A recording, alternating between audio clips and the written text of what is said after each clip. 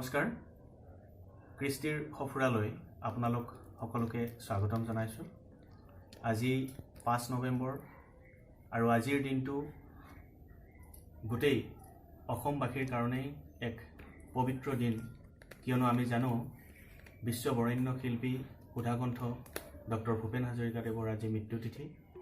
আৰু এই মৃত্যুতিথিৰ পবিত্ৰ ক্ষণত কৃষ্টিৰ সফুৰালৈ কণমানি শিল্পীৰ দল এটিৰ জৰিয়তে ডক্টৰ ভূপেন হাজৰিকাদেৱৰ এটি গীতেৰে আমি শ্ৰদ্ধাঞ্জলি জ্ঞাপন কৰিবলৈ বিচাৰিছোঁ।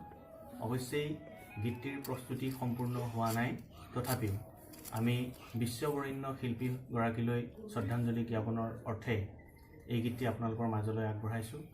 ভৱিষ্যত দিনবোৰলৈ আপোনালোকৰ আশীৰ্বাদ, শুভেচ্ছা আৰু সুদিহা পৰামৰ্শই এই শিল্পী দলটিৰ পৰিৱেশন আৰু উন্নীত কৰিব বুলি আশা ৰাখি এয়া আমি গীতটিৰ পৰিৱেশনলৈ আগবাঢ়িছোঁ।